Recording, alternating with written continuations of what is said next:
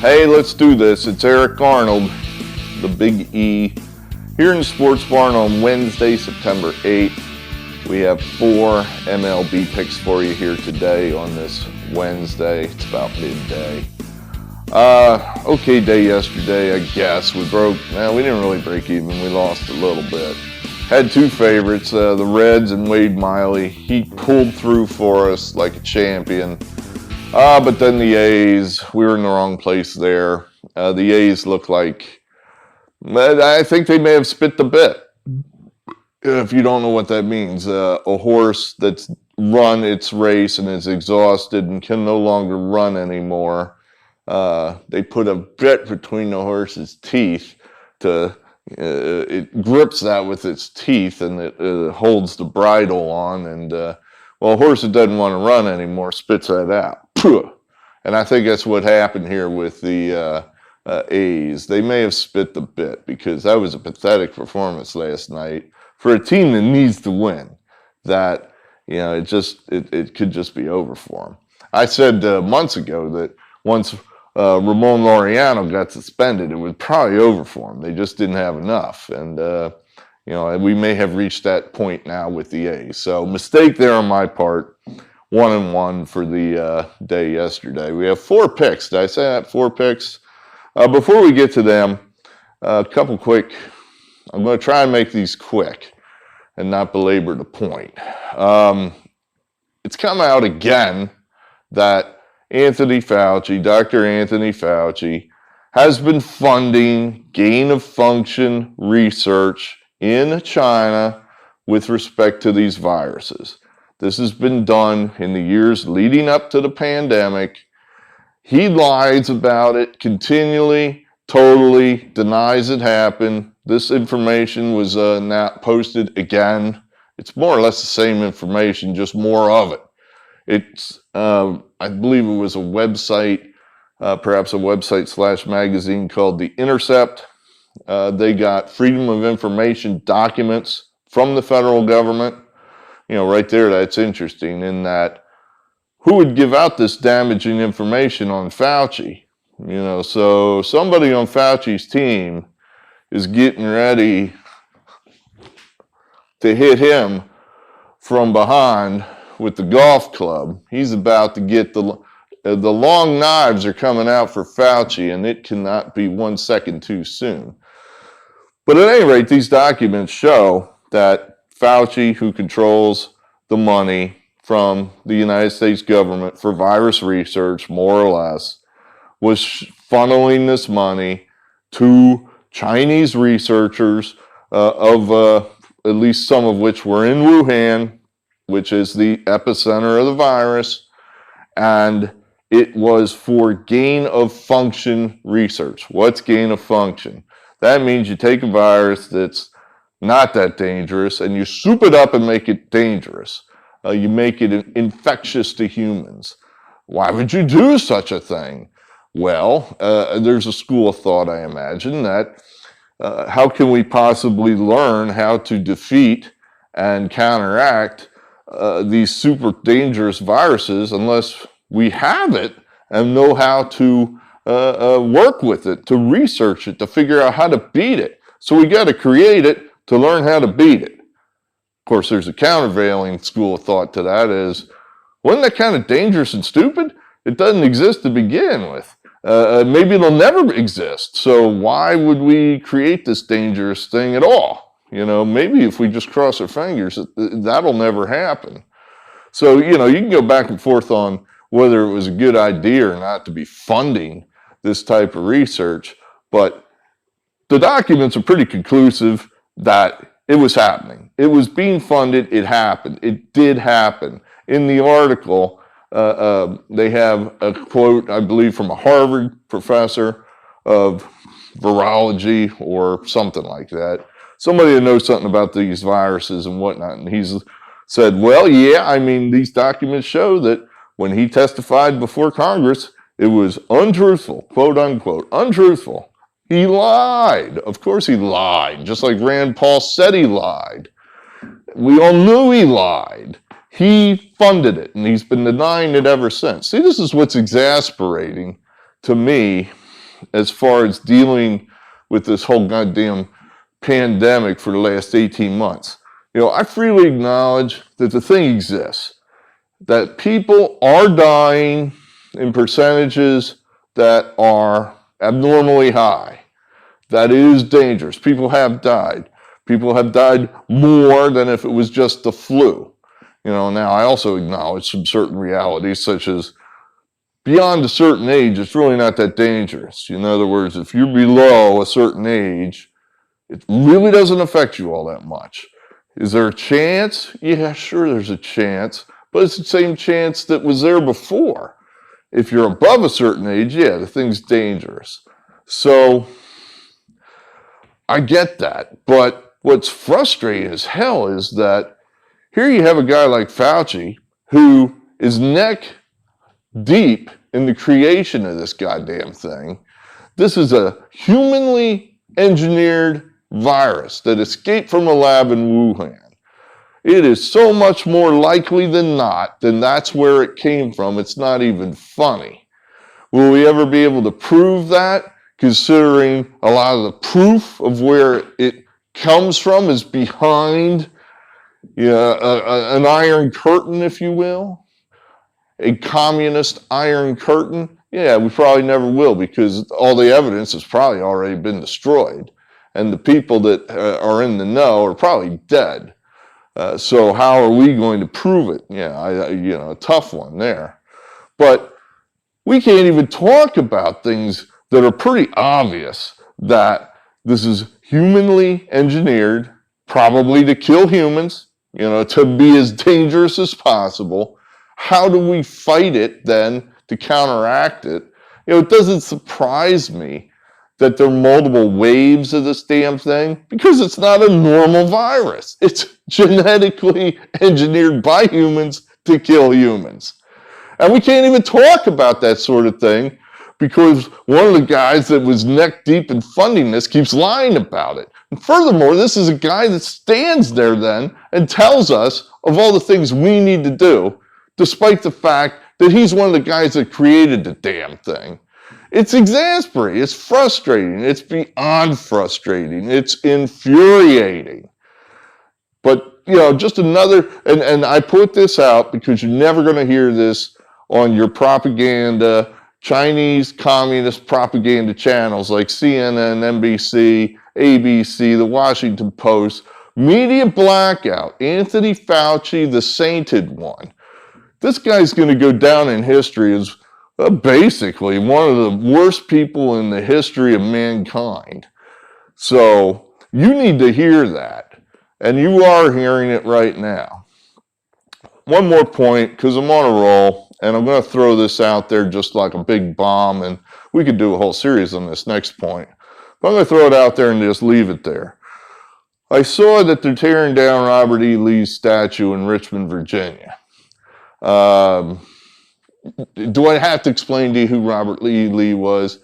He was the general that led the Confederacy, for lack of a better term.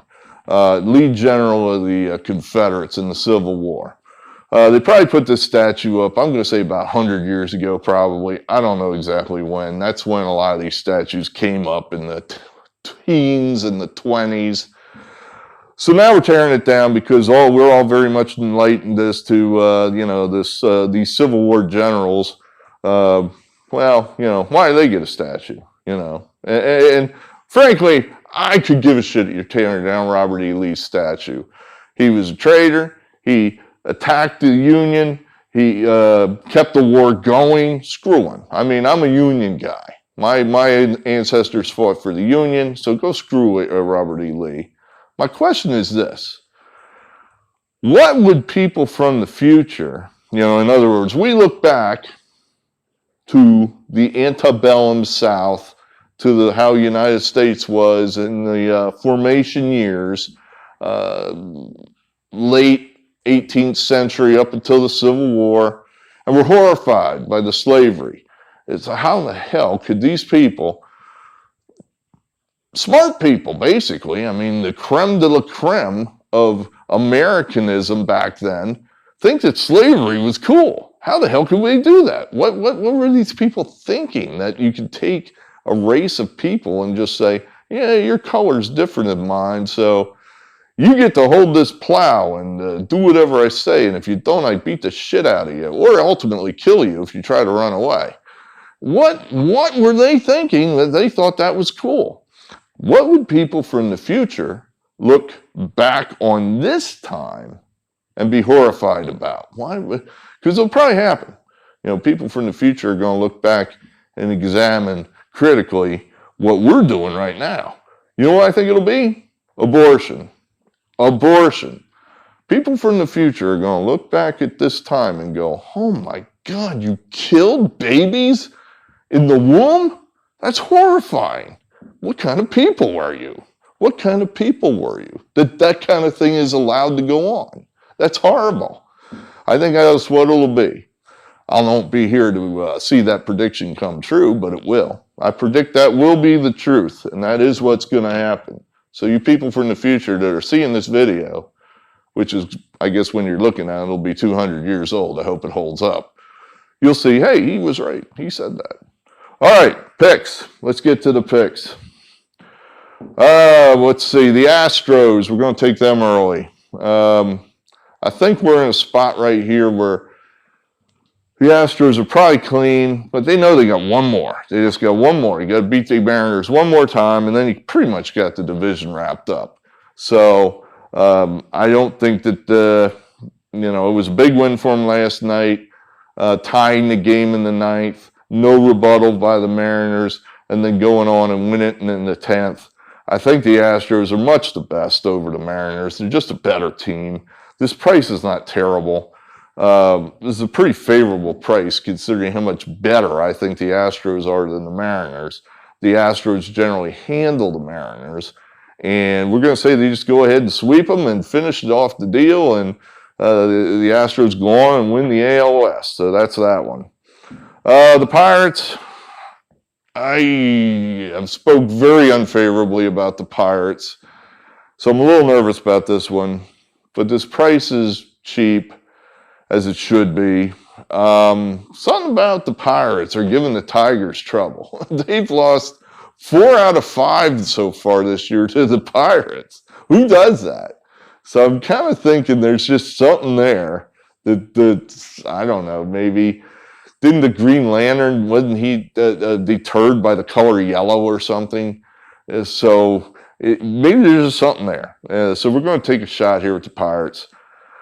The Blue Jays Yankees, what an interesting game this is. It looked like it was going to be the Yankees and the Red Sox. Pretty much that's your two, would be your two people into the game of death, the wild card teams. And now here comes like a house of fire up on the outside, the Toronto Blue Jays. This team has been scoring runs all year. The run differential is huge, just huge, but the record's not very good. Well, now suddenly they're starting to win. They're starting to win commensurate with their run differential, and it's looking like this is a really good team. I mean, look at the lineup these guys have. My God. Pitching is just okay, but their lineup is far and away better than the Yankees lineup. The Yankees suddenly are not playing well anymore. Cole had to leave the game last night with an injury. So it's looking kind of suddenly a little sketchy here for the Yankees. I think the Blue Jays are just going to keep right on booking here and go right by the Yankees. That's what we're playing here. That Manoah, he's the #1 pick there for the Blue Jays. He's thrown pretty well this year. Gill is the superstar rookie that they've had stashed down at wherever they're, Scranton. So they're bringing him up, and I guess he hasn't given a run up yet in his entire major league existence, which makes me question, what's he doing in Scranton? Why aren't you using this guy? So I think Gill is going to be short. He's not. I think it's just, I don't buy it. In other words, if dude Gill or Heel, if you can come out there and you can throw 7 innings of shutout ball against that Blue Jays lineup, then you are a daisy. I don't think it's going to happen. I like Manoah with a little more experience here than Heel. And we're going to play the hot Blue Jays, getting a price as an underdog against the suddenly not very good Yankees. And then lastly, this is just, another one of these momentum plays we've had so much luck with here this year. The Braves, red hot. The only teams that beat them are good teams. The Nationals are not good. All their good players are in Los Angeles. Tucson has been good enough. Nolan is just a knock-around guy. He's I think he's 31, has maybe 10 career starts under his belt. He's just a guy to close out the year. That's all. That's just the innings-eating guy to close out the year. See no reason whatsoever. I mean, the Braves last night were up big. Their bullpen blew it, which can happen. They have a shitty bullpen. Their bullpen blew it, but then immediately the Braves had a rebuttal. Came right back in the bottom half of the inning and took the lead again and closed it out. That's what we're looking for. Immediate rebuttals. Boom! Now the team scores on you, something bad happens. Bam! You hit them right back. You don't just sit there and go, oh, fold the tents. Woe is me, something bad happened. A team that has immediate rebuttals is a team you want to play. So we want the Braves. It's a big price, but I don't think it's big enough. I think there's still value there. We want the Braves. So, looks like we got 3 home teams, 1 road team. We got the Braves, the Blue Jays, the Pirates, and the Astros. That's what we like. I have no idea when we're going to get you football picks. We're already on the downside of the week, and weekend's going to be here before we know it. Like I said, we have the Thursday NFL pick. We'll do a quick video tomorrow and give it to you tomorrow. How's that? All right, good, great, thanks. We appreciate you. Just hit the like button. More football to come. We'll see you later. Eric Arnold signing off.